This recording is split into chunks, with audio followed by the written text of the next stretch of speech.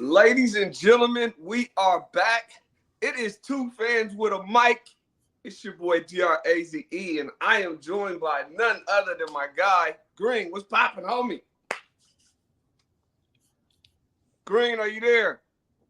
The green machine popped off for a second, but I think he'll be back, Drace. Okay.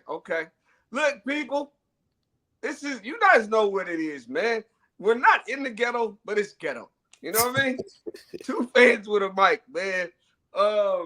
It's the sports show that's popping off every single weekend, every single Monday, 9 p.m. We will be right here. Two Fans with a Mic. That's me, Draze, my partner Green. We're gonna be talking sports. We've got an action-packed show for y'all today that you do not want to miss.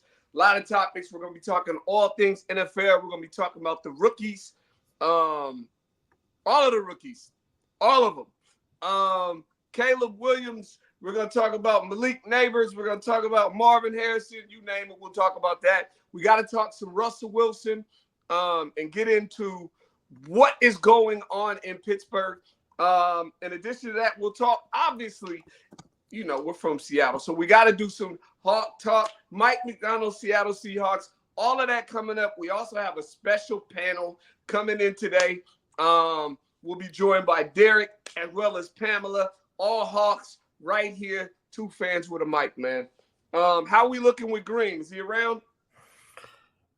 Green is dropped, but we will try to get him back. In the meantime, in between time, Drace, what's on your mind this weekend while we get Green back? Anything that pops off while we wait for the other fan with a mic? It's one fan with a mic, real quick. Let's see what's going on, and I'll work on getting Green back. All right. Sports-wise, what was on my mind? Here's one thing I want to talk about. I'll tell you this, because it's not a topic that we're talking about on the show. The Colorado Buffaloes, one guy by the name of Deion Sanders and the Colorado Buffaloes. I watched I watched 2 weeks of this team, man, and it's heart-wrenching. I want to say this first and foremost, though, because Deion is he's the type of figure that people really, really care about. I care and I love Deion, but this team is not very good. And this is the second year of me seeing this. And I'm going to be honest, I blame Deion for a lot of it. He's got to hang this on his head. They came out that last game, and it was 3 and out. And then the next time they got the ball, it was 3 and out. Both drives, no runs, all passes. After that, you with me, Green? What's happening? What's popping? Hey, man, I was just getting ready to look. I won't go too far. Just know I'm not happy with Deion Sanders. I heard. I can't knock you for your stance on that, man. It's not looking good over there. It's not. And I love Deion. Right. But we all do. Yeah, but I blame Deion, though. We need results. It's a result business, right? I'm from the show me state, man. Come on, man. We need results, man. And I don't care about all the pro coaching and all the celebrities. Hey, between the lines, what's going on, Deion? I don't care if that's Lil Wayne out there, man. Right. Means nothing to me. How are you, man? How are you? I'm feeling wonderful, man. We had a great week of football. You know what I'm saying? It was exciting. And I've been so excited to start talking about what I was able to witness. We have so much to dive into. Are you ready? I am. Let me say this. I have to say before we get started. Yeah. 3 things I'm just happy about. Yeah. Number 1, my Seahawks won. Yes. You guys see it? I'm representing. We're 1-0, baby. Yes. I'm excited about that. Yes. Number 2, let me add to that. The Washington Commanders, Jaden played well, and we lost, and we need to lose because I need them to get a high draft pick. So I love that. Jaden Daniels looked awesome to me. He did. Look, bright spots. I was just going, the future's bright. Yes. And the third thing, my fantasy football team's 1-0. And when you that's what really matters, right?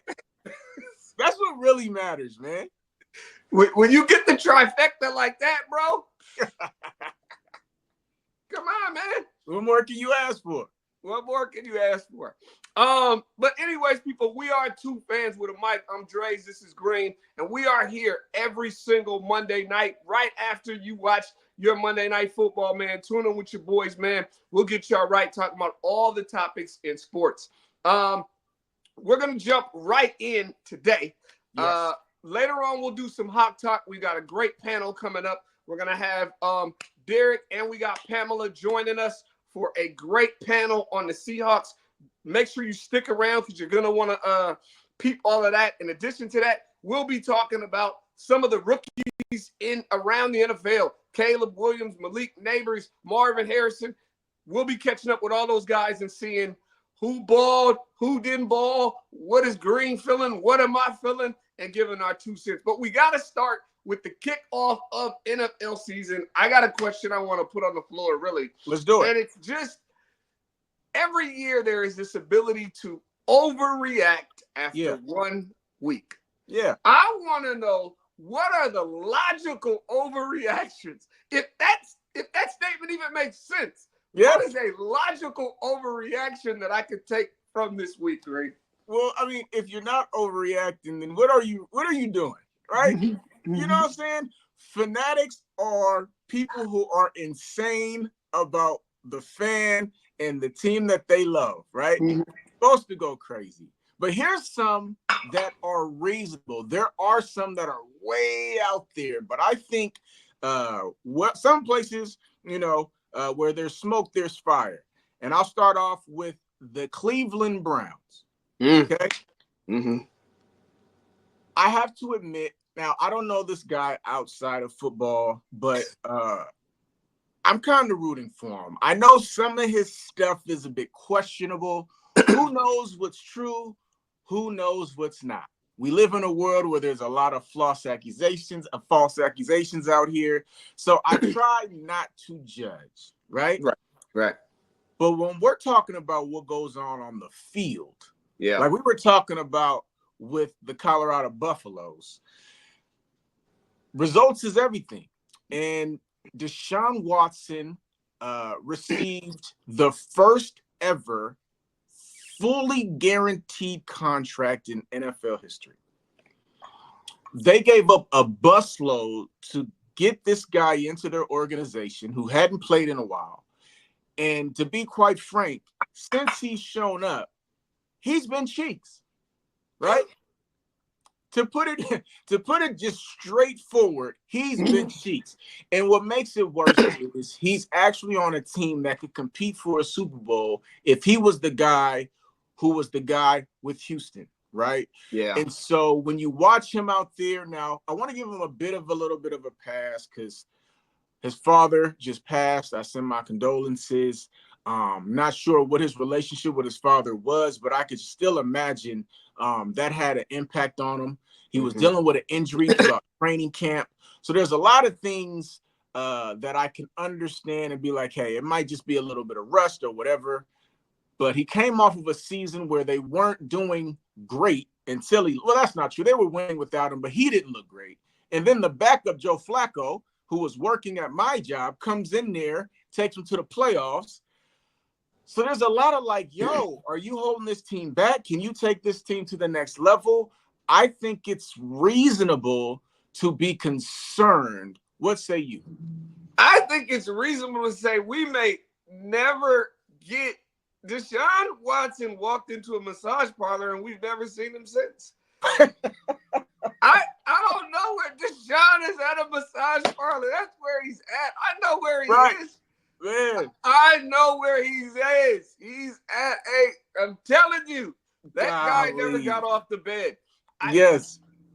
I'm sorry. We may never see it. I don't know what's wrong. I don't. It's weird. It's like he's got the yips or something. It's like in his head. Like you see him, he doesn't throw the same. It's like he's thinking. Yeah. He's not as fast. I don't know. He's not as elusive. This one is really, really baffling to me because I've never seen someone be that good and turn to be this bad.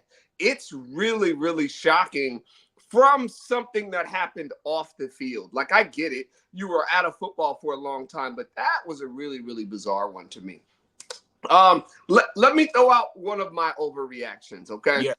My overreaction from this Monday morning after the first week of football, the Pittsburgh Steelers will be doing this quarterback thing the entire season. The whole year? It's just, we're going to do this. Yeah. I watched Justin Fields, and he's cheeks too. Okay. He's weak, bro. I watched him, and I was just like all he wants to do is run around. Like, yeah. I used to think, in Chicago, I made excuses for him because I was like, well, it was a bad organization in the line. And when he gets in a good organization, he doesn't even want to play football the right way. Right. He just drops back and he's like, oh, there's a crease. Yeah, I'm out. Draze, what if I told you that he didn't complete a single ball in the middle of the field? He damn near threw balls in the middle of the field. Everything he did was on the perimeter of the field. Wow. And just from the history of the game in the NFL, you just can't win that way, right? You might be able to get away with it because he's uber athletic every now and again. But by and large, teams study, man. They're going to see that. They're going to make you make those tough passes that you don't trust yourself to make. And at that point, I think he gets exposed.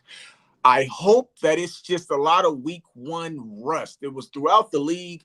So I just want to kind of reserve, me just really bashing guys.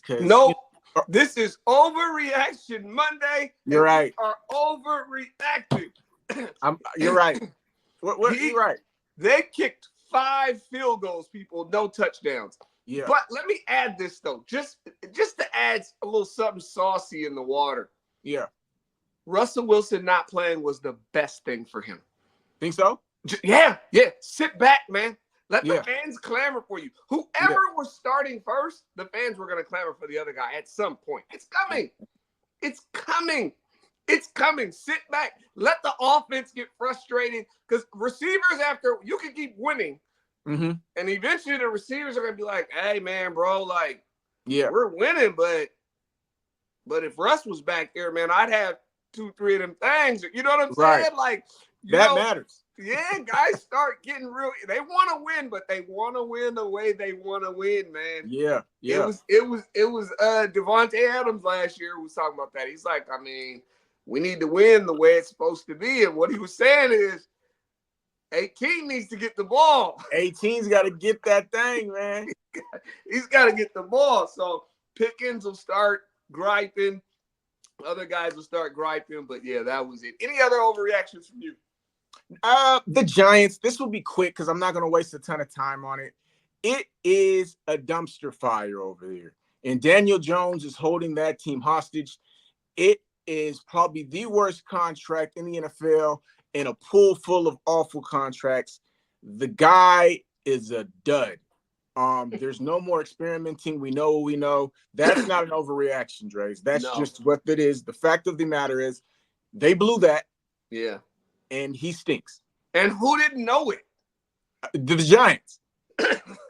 I for the life of me. Can we overreaction? I just want to follow your overreaction and be a part of it. One last thing before I get my last one. The Bill Belichick whispers should be starting right now. You can't hear that? Can you hear that? It's in the air, man. It's just. It's all Did somebody say Bill? Did somebody say Bill? Hey, that's what their coach should be hearing, Bill Belichick, man. Hey, can you picture what Bill Belichick would do with that defensive line? Come on, man. Are you kidding me? And he gets a Malik Neighbors, and then he's going to go out and get a quarterback. Yeah. And Bill Belichick, and what does he have? What is he like? 13 wins away. That's all he's looking for. Yeah, that's all I need. He needs those wins. A Super Bowl, man. I'm just trying to get them dubs real quick. I'm trying to pass Don Shula. That is it.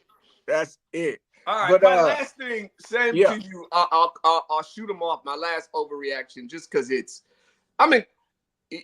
Who was it? If you want to crown him then, right? Oh, Coach Green. Coach Green. Yeah. These teams are right where they're supposed. San Francisco 49ers, Kansas City Chiefs, Philadelphia Eagles. Just if you want to crown them, crown them. I mean, these guys are all clicking in a way that you're just like, I must confess. Yeah. Because I told you about San Francisco. There was so much turmoil. I'm like, I don't know, man. I don't know. This type of stuff fractures teams. Right. Did you see them tonight? Bro. You know what? Let me get to my next question because it kind of feeds into this. Okay. Which teams should be excited after week 1 and which teams should be concerned after week 1? Let's talk concerns. Let's do that. That's fun.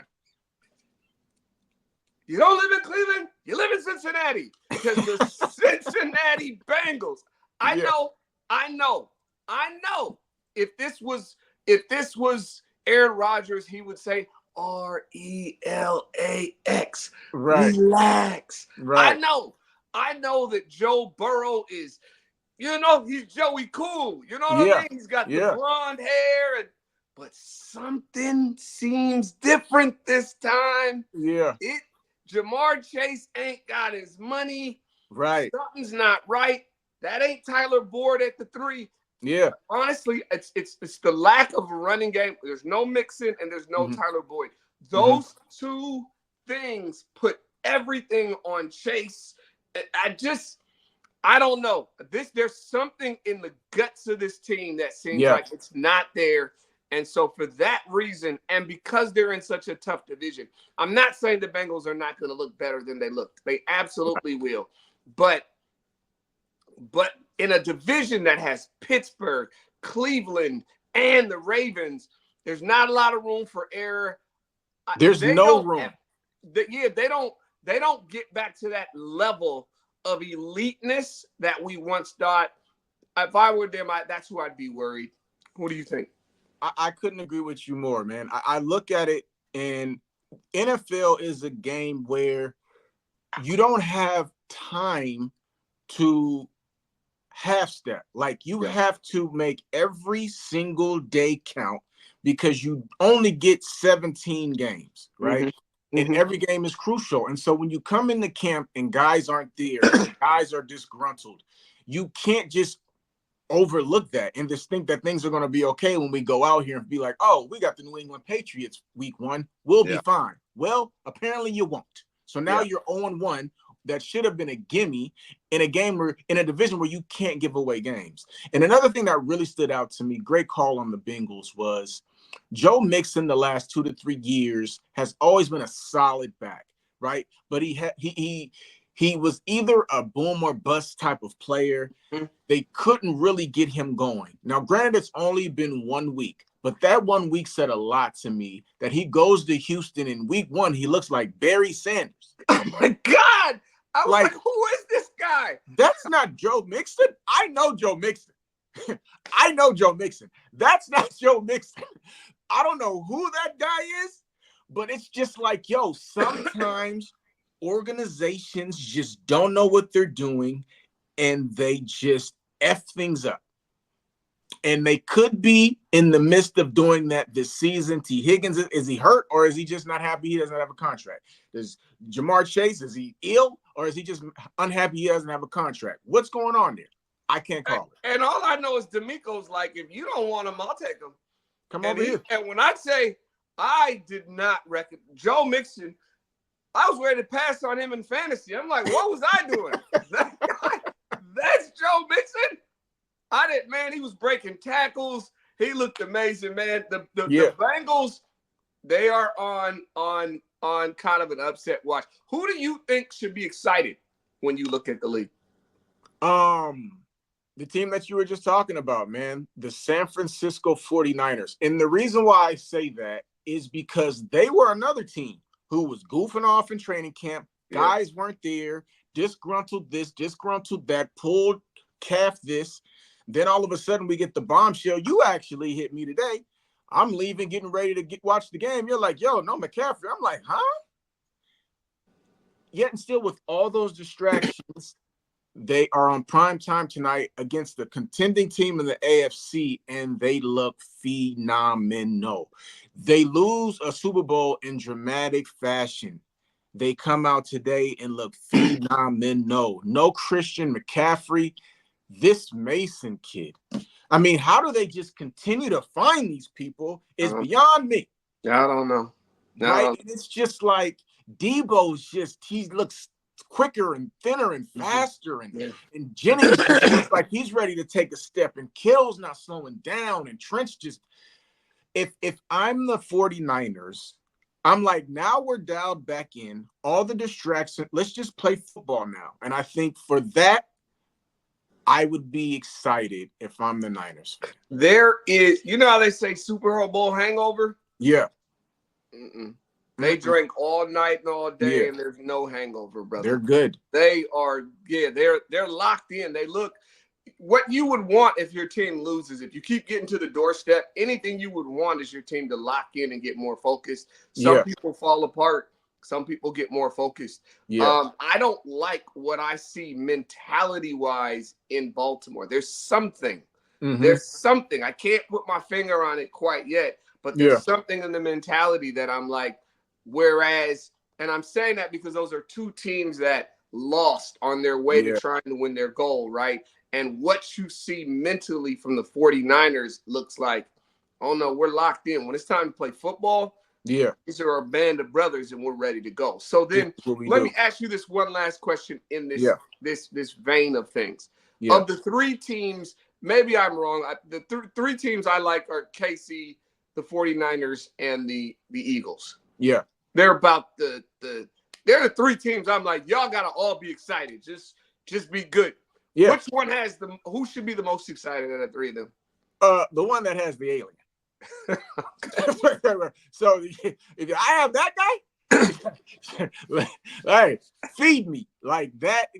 He's a cheat code like no other cheat codes. But again, I don't have them winning the Super Bowl. I think they could be tripped up, but it doesn't mean they will be, and it doesn't mean that they shouldn't be the most excited. You know, the weapons that they have, that Worthy kid looks explosive. Hollywood Brown's coming back, and that defense looked good.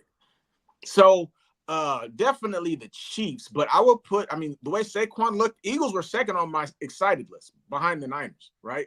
The Eagles, they don't know, they have no idea what it's like to have a running back that dynamic.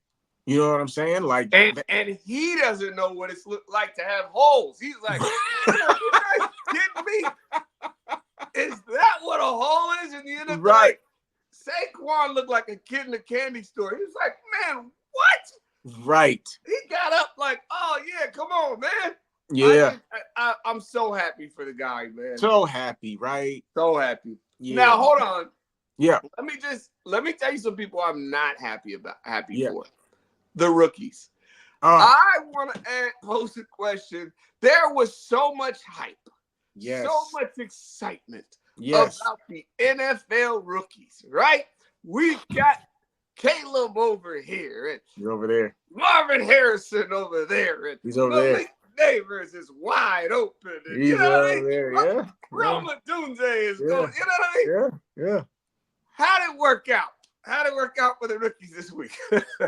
Well, as a guy who has been banging the table, I was pretty mute on Sunday. I was pretty mute, man.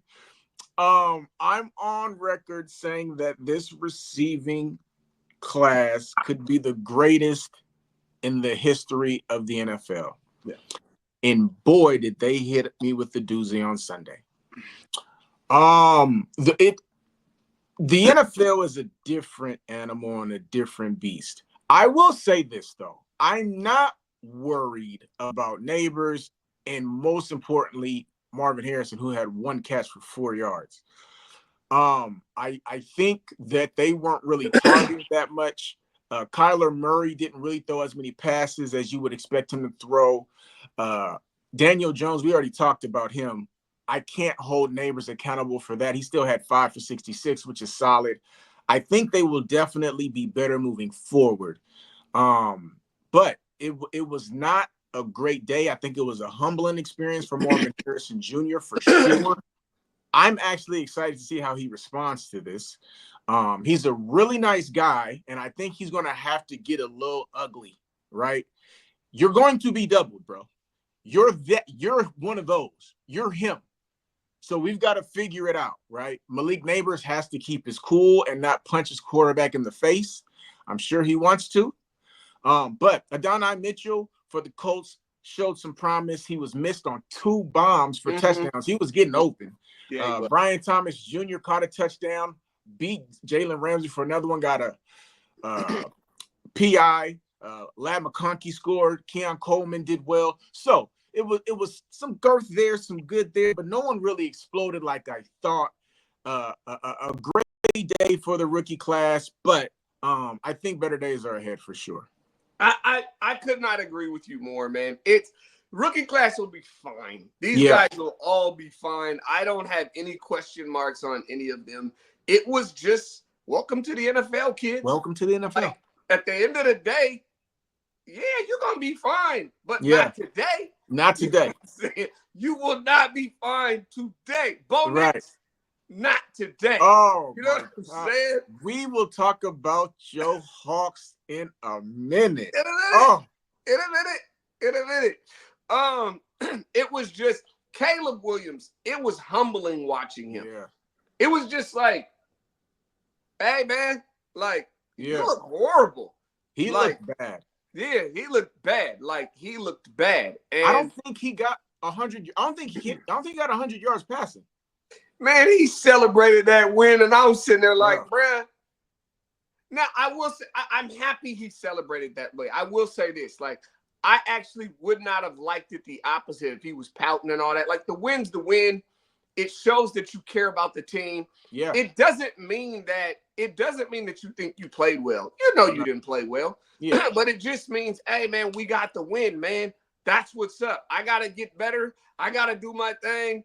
I ain't mad at it. I mean, the fanatic in me who just likes to talk my ish. You know what I mean? I'm like, what are you celebrating for, bro? Like, yeah, right. Yeah. You didn't do nothing. But at the end of the day, man, he's got a lot of work to do. I just think I love watching these rookies come into the league and struggle and be challenged. I am worried about Malik Neighbors.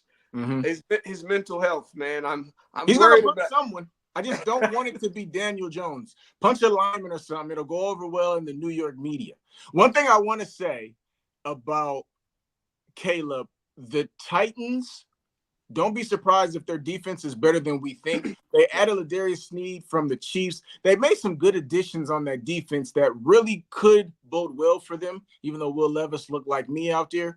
So I wouldn't be surprised if that's actually a really good defense, and he just really got punched in the mouth. And, we'll see how much he develops in a week's time next week for Caleb Williams. And let's add this. I watched that game, and Will Levis was like the tell of two halves. Yeah. Because the first half, he was playing well. Yeah. You were going, okay, you're playing a really good game. Yeah. And then he made some bonehead plays. And in the NFL, sometimes when the snowball gets to rolling downhill, man, the momentum is a thing. It's a real thing. It's a very real, and it just happened. And then Will, at one point, when he was on his knee and he just kind of flung the ball out there, and you're like, he just couldn't catch a break. Anything he did was gonna be, and it's like, Will, when the momentum's going bad, he's got to learn how to slow the bleeding and stop the bleeding. But the Titans looked really good in the first half. They should have kept running the ball. And then when it came to Caleb, I will say in his defense, they could not block the Titans from the jump. I mean, it was from hike of the first quarter. I was like, whoa.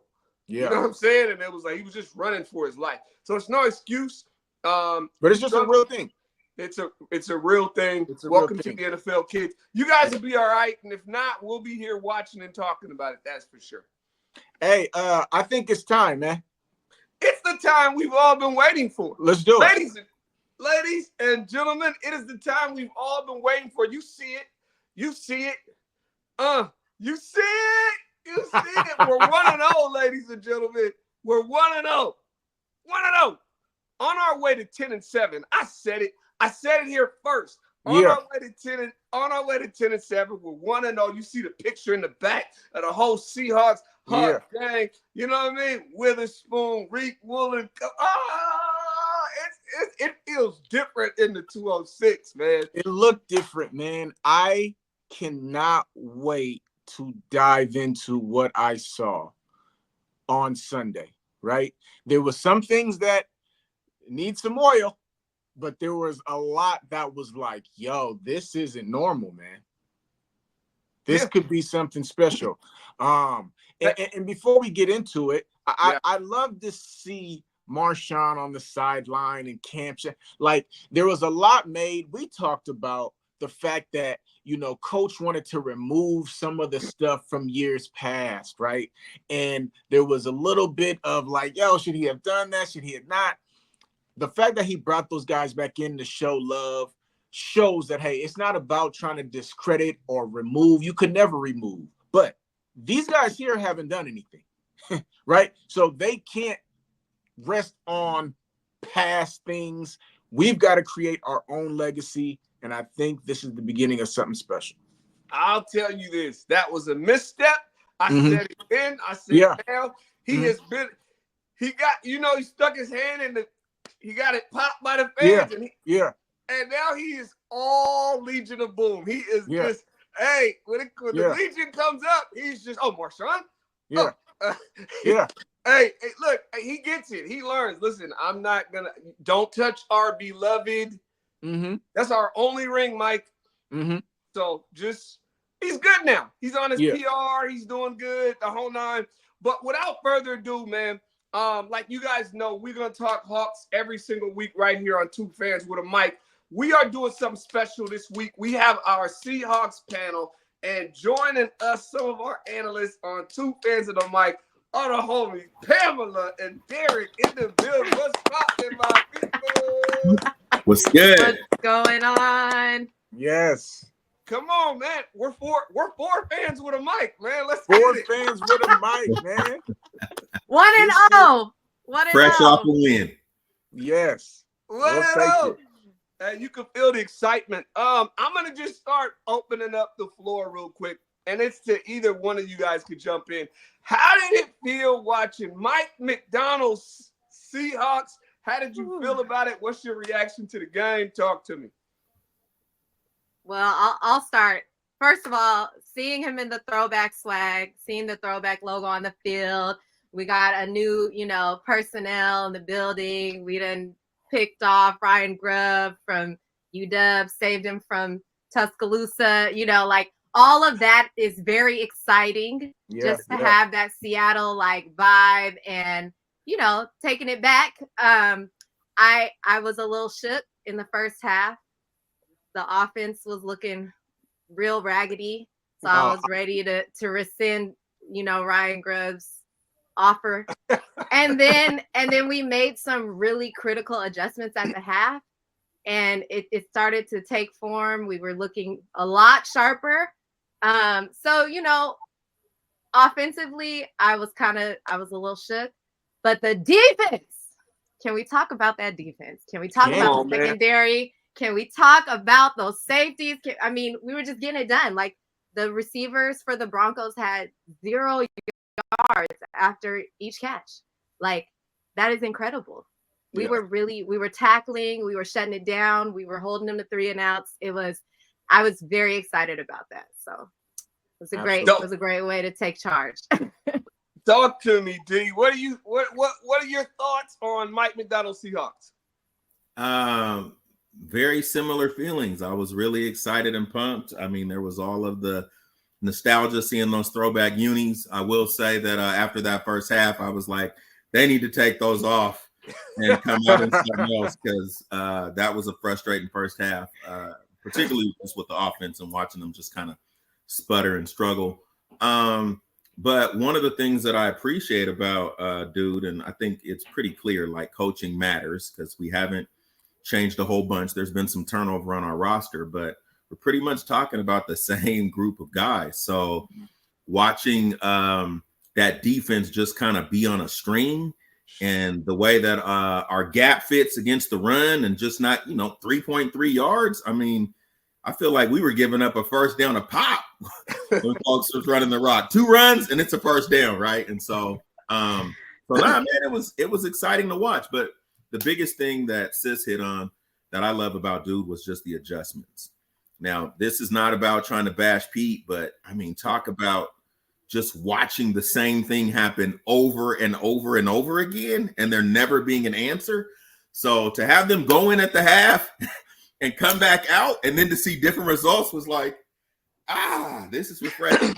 So yeah, it was solid, man, and I was definitely enjoying it. I feel like I was in an abused relationship, bro.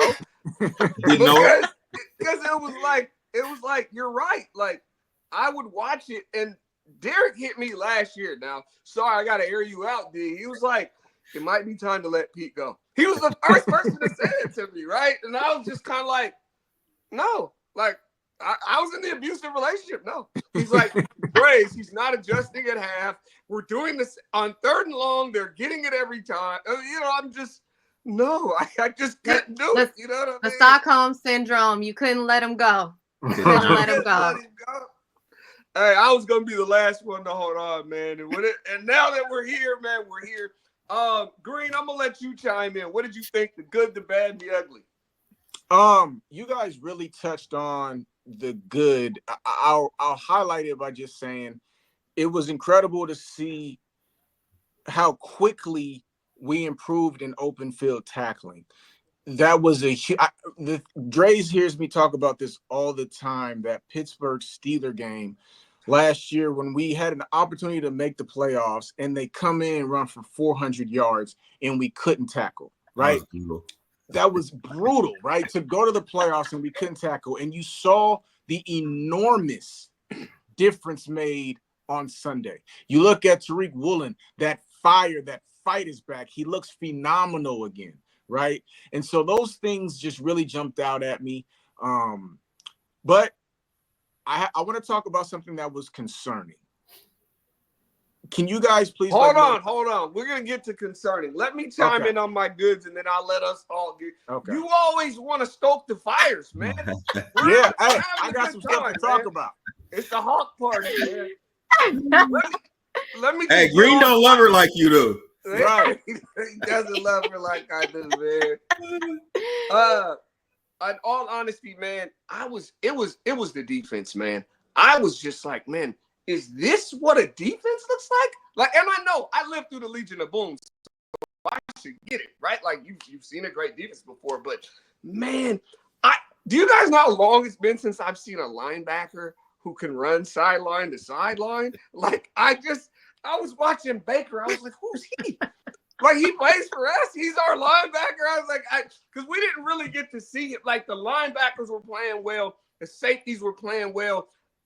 Even to get defensive pressure right up the middle, Leonard Williams was killing, right? I mean, he just kept getting pressure right up the middle. And then to see the next step are guys like Mafe and all of our D ends. I mean, Draymond Jones is still Draymond Jones, okay? But I mean, I'm gonna be honest. I just was like, God. I'm like, what happened? Like, if Mike can't fix Draymond Jones, no one can, man. But but aside from that, it was just dope to see. And those corners, it's exciting. And then the last piece, which you both said, I just wanted to say it again. I can't say it enough. The adjustments at half. I was watching the Colorado football game, and Derek and I were talking about it where it was like they were pass heavy in the first half, right? And it put them down 28-3 or something going in at half. And then in the second half, they came out and they just passed and passed and passed. And they lost the game and got hammered, and you never really saw a commitment to the run. Whereas with Seattle, it was like we came out, we tried something, we put ourselves in some bad situations, but the adjustments offensively were amazing. It was kind of like saying we're committed to winning. And we know we have a team that can do a lot of different things well, and we just have to, okay, we're going to start with the run. We're going to open it up. We're going to give the ball to Kenny. We're going to let him run the ball, and we're going to let that open things up for us. So it was just dope to see. So now as Randy would love to do, we're going to talk about the bad or the ugly. You know what I'm saying? What are some things that are concerning to each of you guys? Green, we'll let you start since we know you're excited to get to this part. Right. And I just want to say, I want to clear my name. I just deal with a lot of fans who always talk super crazy. So I'm here to just be a voice of reason. When you look at a team and you're talking about trying to win a Super Bowl, which we did a few years ago, actually, what was it, 11? It takes a lot. And so I know me and you talked, and you were just like, oh, yeah, they're going to the playoffs. And I was the one who was saying, yo, I got us at 8, 9, 9, and 8 because I really worry about our offensive line. Since you've known me, I've been big on trenches. I like teams like the Lions and the Eagles and the Niners because they're great in the trenches. I was going to ask you guys before Doomy rudely interrupted me, how many times have you witnessed a game where a team gave 2 safeties in one half? It's never happened. Never happened. So I'm sitting here, I'm watching the game, and like you guys, I'm excited about the defense. I'm like, yo, these guys is running around. My face looking like an extremely budding superstar off the edge. Yet our offense is looking terrible. Right. And it's all because of the offensive line. And I know we're hurt. I know we're beat up, but those teams that we're going to play don't care. Right. And if we can't protect Geno, as we saw first play of the game, he's going to throw picks. When you can protect him, he can get guys the ball. When you can't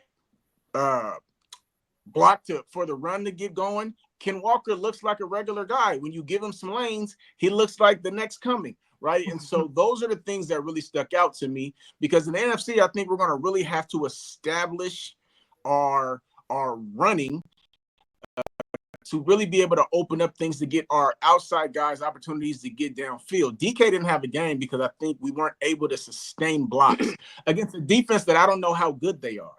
And so what I would like to do is rely on you guys to calm me down or let me know if what I saw was accurate.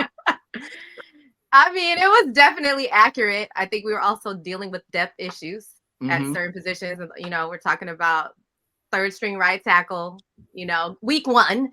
So, and these are the things that have been plaguing our offense, like for the last how many seasons, like struggling with an offensive line. And we also know that, like, if you can't get the run game going, you can't control the clock.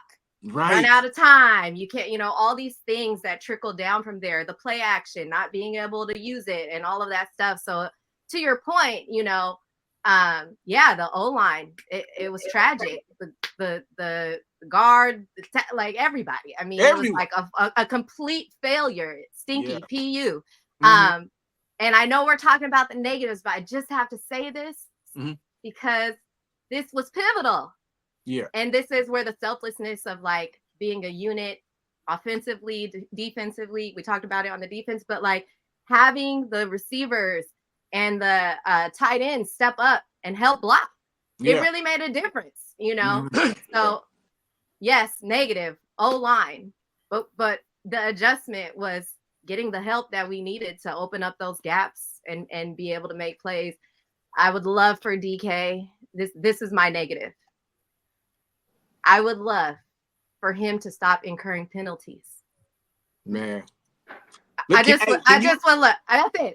Can you do me a favor? Can you say that one more time and say, hey, Draze, before you say that? Say, hey, Draze, and then say that statement one more time. Do we know how I feel about DK? I'm nearing trade territory, man. His stock is still really high. We could get a lot for him. We could get a lot of bang for our buck. I mean, it's like, if he's not the target, he is causing penalties. It's crazy. Can we keep her around? Draze, can we keep her around? I will hear none of it. Can we just keep her around? Freak athlete, crazy measurables, but bro, freak athlete, crazy measurables, but also drops a lot of balls that he should catchable for a guy who wants to be elite. And if you want to be elite, I just need you to catch those balls, because he will miss a routine, you know what I'm saying, toss, and then turn around 5 plays later and make some amazing, crazy. And I'm like, I just need you to do the basics, man. Because quit being a meathead yeah, and getting penalties. You know what I'm saying? He acts like he's a lineman, man. Like he's, like he's getting extra sauce on his ribs. I don't know, but he be out there tripping, bro. I need him to just tone it down a notch or two, man. He's out here wrestling guys after the play. I'm like, bro, what are you doing? Yeah. And I will say this. Hold on. I want to let you go, D, but I will say this. Yes, I agree. He is a meathead. DK is a complete. Me and Derek have been having this conversation for forever. The guy's a meathead. He can't stop it. You get the good with the bad, man. But when we start talking trades, I'm glad that me, John, and Mike are on the same page. So you fanatics, you stay over here and talk about trades. We're not moving DK. No, I won't hear of it. Go ahead, D. I'm messing with you. Go ahead. I will say, hear of it. Oh man, okay.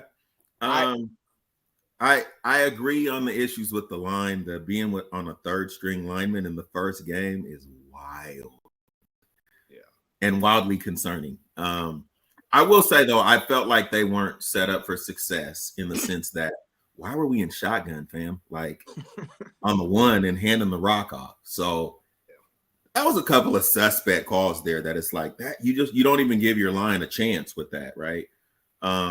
So that was all I was going to throw in there. But the line certainly needs some work. It's been a long-standing issue on our team for a long time because for whatever reason, we would go to Nordstrom's for everything else, but our line, we go to Value Village, bro. Yeah, and I'm over it. we got a ring, and then we said to hell with them. We can fix anything. Yeah, the Max Max can get out Unger. of everything. Marshawn can run through anything. Mm-hmm. Once we got rid of Max Unger, it was all downhill, right? All Traded him 100%. for. Mm-hmm. I'll say this: when it comes to the negatives, I agree with everything you guys said about the offensive line. I think it's obvious. I will say that I'm not like anything. You have to see a game or two, right? You want to see a couple of games to be able to see what something is. I know the O-line is not good, but when you have a tale of two halves and they're vastly different, it was the same offensive line in the second half. So something about it, it wasn't just, oh, well, the offensive line just turned it on. No, what I also think happened in the first half is there are certain halves that happen where you just find yourself in bad situations the entire game. And it was a half where we were in, like, for example, the time they punted it to us and our guy should have fair caught the ball and caught it. He doesn't. The ball bounces out at the 1. Now we're on the 1 yard line, right? And so I'm not making excuses for them, but what I am saying is there's situation. There are times where, again, you're playing behind the 8 ball. We were playing behind the 8 ball the whole first half, and I just think it allows you not to be able to call the game you want to call the plays you want to call. And once we got ahead of it, then you started to see things change. So it'll be interesting to see how the line looks next week. That's what I'm trying to say, especially with a Patriots team that looked like their defense played really, really good against the Bengals. So it'll be just interesting to see in the coming weeks how it looks. And then when we get the second string guy back, I have no faith that Abe Lucas is coming back. But at least Right. At least number 2, yeah. Right. Yeah. I gotta throw this in there though. This is just something to watch. The line actually grades out. These linemen on our team grade out high as run blockers. A lot of them have, and they did, and as pass blockers, and they did. So they here's my thing to watch. A good though, job right? against the run. Yeah. So I'm concerned. I'm like, is Grubb just impatient to impress because of this prolific UW offense and everybody, that he's not going to slow down and play to the strengths of this offense, which we got to get the run game going and let that open up our ability to, to get downfield? Or is he going to keep trying to do it in reverse and dig us in holes that we can't get out of? So that's kind of something that I feel like I want to pay attention to and see if that's an adjustment we can make going forward. Because you heard McDonald, he's like, yeah, we went in and I said, man, we need to close down the splits of the linemen and let's pound the rock. Like, that's what we're going to do in the second half, and we got different results. Hey, I mean, it's the other guy that I would say is a negative too is I didn't get to really expose him was I don't know his name. The special teams number 33. That guy played a trashy game. Come on, man, you can't fumble one and then you don't get, you got to catch the fair catch, man. Like this is field position. I'm sorry, special teams. One job. Yeah. You got one thing Precisely. I need you to do. I need you to do. Yeah. So then give me one player that you guys are excited about on this team, right? When you watched them yesterday, rather than looking at the unit, we talked about the D-lines and the corners and all that. Is there one player on the team, each of us, that you're excited about? Pamela, what do you got?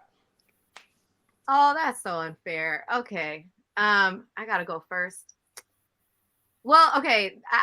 I know this is never just a direct answer. So I am always very excited to watch Julian Love, like always. I mean, 12 tackles, like, double digits tackles, like killing.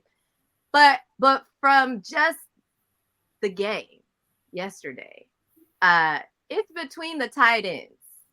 I know this is like an off color, but the blocking, I think, really made a difference in how we were able to get our offense going. So I'm going to say it's either Noah Fant or it's AJ Barner. One of the two, I feel like they did a really great job of sealing the edges and, making room for some stuff to pop off because we were struggling. Right. Derek, what about you? Yeah, if I had to probably pick a player from yesterday's game, thinking about it, Love was the person that I was going to point out. In terms of just my overall excitement, I would say JSN. I just love his ability to kind of do everything in the route tree. He's just got really soft hands and knows how to get open. So I'm gonna go with JSN. I'll jump in and then I'll let you go, Green. My person was going to be Julian Love. That's crazy that we all had that. The impact. I've known he was good. He looked elite yesterday. It was really kind of like, man, I haven't seen you look this good, right? Like, okay. Didn't you used to hate on him a little bit? Yep. Do you want to talk about that? No, I never hated on Julian. Huh? You didn't hate on him, but it wasn't. Whoa. It wasn't Love. It was not. Roll the tapes. Roll the tape. Where's the clip? Tape, man. We need the receipt. Yeah. Come on, man. I stand on business. I never had a problem with Love. I didn't think he was all that, but he was our backup safety. What do you want me to do? I was like, oh, okay, yeah. I thought he was solid. I love the signing when we signed him. I don't know, man. I don't think I've had an issue with Love, but we'll leave that there. But Julian Love balled out, great game. Aside from him, I would say the player I'll pick up is Lockett. And it's because he was so huge. It was like a wily veteran out there. It was huge. He made big plays when we needed them, especially because we're all excited about JSN and DK taking the next step. And there's all this excitement. And it's just kind of like Lockett's just kind of there. But when we needed to play, it was Tyler Lockett with the one-handed snag. Back shoulder. Man. Yeah. Ain't practiced all camp. Didn't play in no preseason games. Just pulled up with a little Bengay on his knees, like, let's go. With a dusty hairline every time. He gonna catch that ball though. Didn't he finally just cut it all off? I was like, man. I don't know. I think he's a no shave November type of guy or something. I don't know. But he comes through, bails us out. That's all that matters. Clutch first down to ice the game, man. The hairline's trash, but the hands are nasty, boy. Yeah. That's all that matters. What about you? I'm going to go two. I'm going to go one on each side of the football. Like I said earlier, Mafe just really, and I think it's because it's been so long since we've had a really good pass rusher, right? And it's so important to have that in today's NFL. And I think this guy has potential to be a superstar, right? He just flashes, and I just be like, man, he looks fast out there. And he's looking like he's really figuring out how to rush the passer, which seems easy to do, right? But it's a skill. And so I was really impressed by how he popped off at the screen. I think the interior line really takes a lot of pressure off because they are going to cause so much attention because they can be so disruptive. So I was really impressed by him. And then offensively, of course, I'm going to say Geno. I think for him to come out, throw a pick the first play of the game, to be under duress for so much and be abysmal in the first half, to settle in, get us to move the football. He had the nice scramble to get us a touchdown, threw a clutch pass to Tyler Lockett to ice the game. He's just a steady guy. He'll never be great, right? But he's just so steady, and he can be really good for us. And I'm just really excited that he's the quarterback of this team. I think he really garners a lot of respect from the fellas, and I think he's up for the assignment. And so I would go Mafe and I would go Geno. Those guys would be my two from week one. Love it. You guys want to say anything on that? Anybody got something you want to add? Mafe for sure. You know, having that threat at the line is gonna be essential in just disrupting a lot. You know, we have so many mobile quarterbacks, and just being able to get to them, never letting them feel comfortable in the pocket, and just having somebody in their face all the time. You know, that disruption is gonna be really critical. And then, you know, that's just how the whole system works. You know, let's get that pressure up front. And so having that guy, he had like a sack. And another tackle. He was great at getting that disruption. I feel like he'll just develop and be even more essential to our scheme. So I definitely feeling that vote. You got one, Green. You got one. I can't wait for Nuoso to come back though. Yeah. Like, imagine those weekends. Yeah. Yes. And Green, you nailed it on Geno. I feel like Geno's just solid. Yeah. And he's steady. And I made the mistake of like hopping on social media during the game, and you know, we got all these fake Seattle fans, and they're giving Geno the business, and I'm like, the line is horrible. How are you like bashing Geno for what's going on right now? Are we watching the same game? But you know, that's my fault for, you know what I mean, engaging during the game with some of these fake fans we got. But nah, Geno, he's really steady, man, and just kind of solid. Yeah. And can we stop pretending like there's just all these elite quarterbacks? Like, where are they? That's not how this works. Show them to me, please, bro. Where are these guys at, man? Right. So be careful what you ask for, man. I mean, you should be happy to just not be dealing with Mr. Unlimited. All right now. Hey man, leave my quarterback alone. Oh, that's your guy. Is that your goddamn? Not too much. I'm Russell over here. Team Russell Wilson. Yeah, not too much. You know, Russ has some things, but we not gonna do that man like that. Come on. Mr. Unlimited was wild though. That was wild. Like, yo, what was that about, fam? Like, yo. Hey, leave my guy go. This ain't about Russ. Listen, this isn't about Russ. Let's talk about the current team. All right. Yeah, you know what? Got a fight in Pittsburgh that he got to, you know, he might have lost his job. Ooh. So we gonna not too much on Russ. We're gonna leave him alone. On his day. Jesus. Oh man. Hey, we're gonna start a therapy group for you, Green. It's gonna be the three of us, man. We're here for you, man. I need you guys. Can I address the Seahawks fans for a minute? Please. You guys really grind my gears, right? Respect the quarterback position. And Derek, you gave a great list of all the past quarterbacks earlier. It made my skin crawl, right? I think these Seahawks fans forget what it's like to have a Daniel Jones as your quarterback. It can happen, ladies and gentlemen. It can happen. I'll leave it there for today. The problem is, man, they were not here during the lean years. So that's the problem. That's the John Freezes and the Kelly Stoufers and the Dan McGuires and the Rick Myers. I mean, them was real rough years, man. So you got to appreciate when you got somebody that's solid and steady and can certainly get the job done. You know, to your point, he's never going to be great. Dude's not elite. Right. And you don't really need him to be. You know what I mean? So, he ain't the future. He's not the answer, but you know, he's a great holdover. But he's the guy.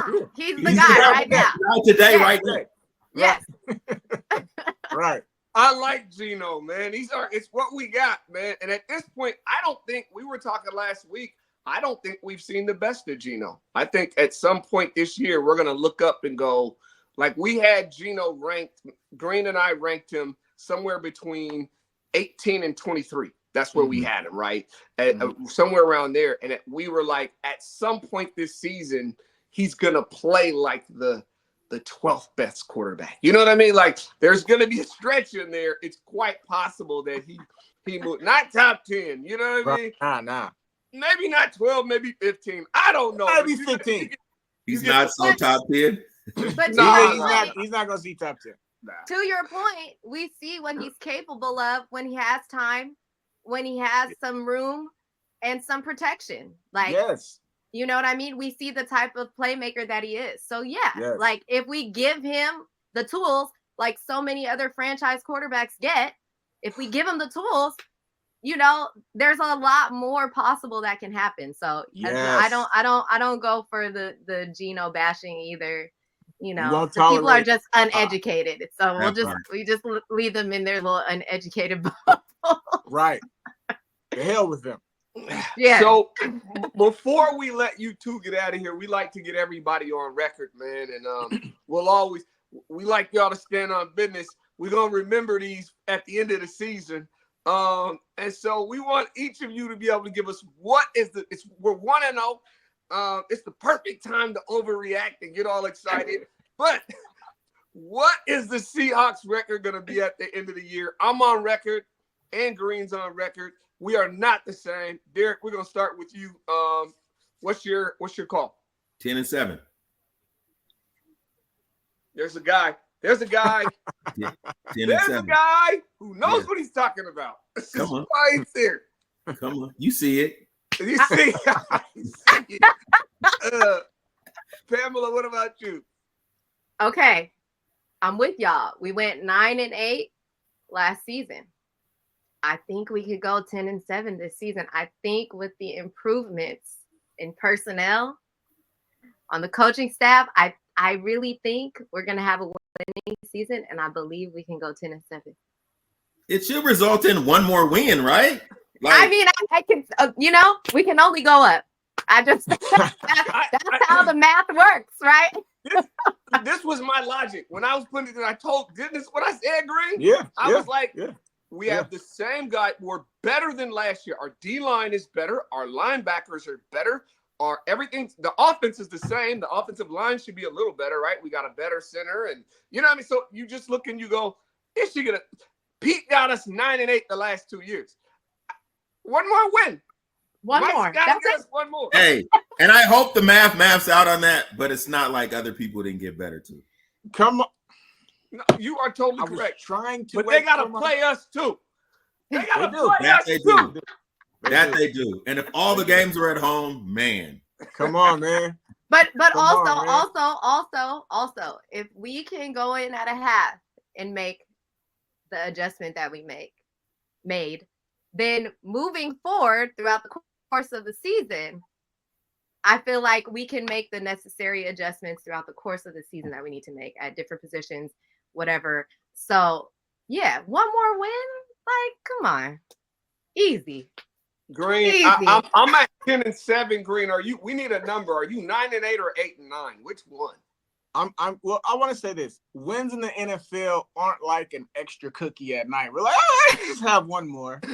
These things are hard to get, man. You know what I'm saying? And one thing I will say, just keep in mind before I give my record, we just played a team that more than likely will have a top 4 pick in the NFL draft, right? So I just want to say, let's be mindful that there's a great possibility the Broncos have a top 4 pick next year.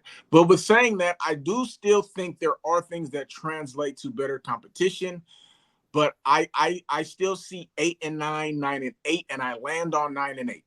Like I told Doomy, I don't see us sweeping any teams in our division. I don't think we get swept either, but I don't think we sweep anybody. So there's just going to be some losses that happen, and then we play the AFC East, which is really solid, and they have teams with good trenches. I think we fall to 9-8, but that's why we play the game. I just think that I'll tell you this. There are so many things that I can't know about this team, right? But the things like getting off the field on third down and holding a team, and I don't, there's so many things that just are not the same that bring me that level of excitement.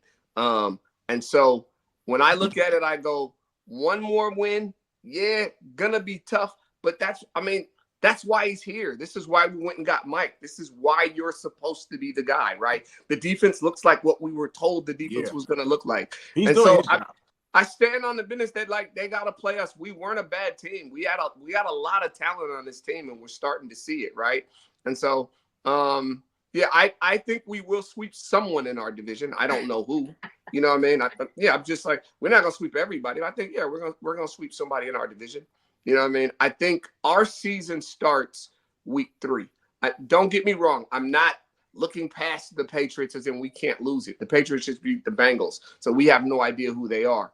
I do agree. We can't know much about us until we get to that point. If we lost, then we learned something. But if we won against the Patriots, I'm not going to take much from it. It's when we play the Dolphins, and then after that, we play the Detroit Lions. That's when you'll really, you know what I mean? When we get to that quarter mark of the season, we'll really be able to have some trends. We'll be able to say some things that we've seen and make some real calls. So we'll see and if let's people be clear. Go I ahead. was gonna say we also don't know what these wins are gonna look like. They're probably gonna be ugly as hell. Yeah, for sure. They're probably gonna be 1 or 2 points. Probably gonna win by a field goal, if that. You know what I mean? No question. So just being clear. Yeah, no, you're we're absolutely gonna right. be in dog fights. But no. Fight. And I truly I think the coach has already made his presence felt, right? I just worry about an offensive line that's already beat up in its week 1, right? And that when they're together, I don't know how good they are. And so as we get into October and November, it'll just be interesting to see. That's my only reservation. But I think the defense is going to hold, but we've seen great defenses who just can't win games to that extent because not every quarterback we're playing is Bo Nix. Yeah. This is true. I just want to say, Green, this is a safe space, man. And I know you've been hurt by her, but she's really changed, bro.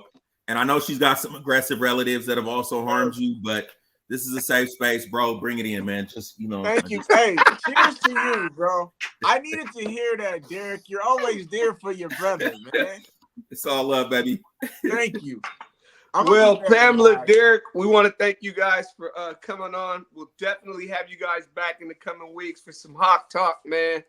Peace and love, y'all. Let's go. 10-7. Let's do it. Let's do it. 7. All right, y'all. You guys are awesome, man. Man. My guy, we are out of here, people. I am Draze. That was our guy, Green.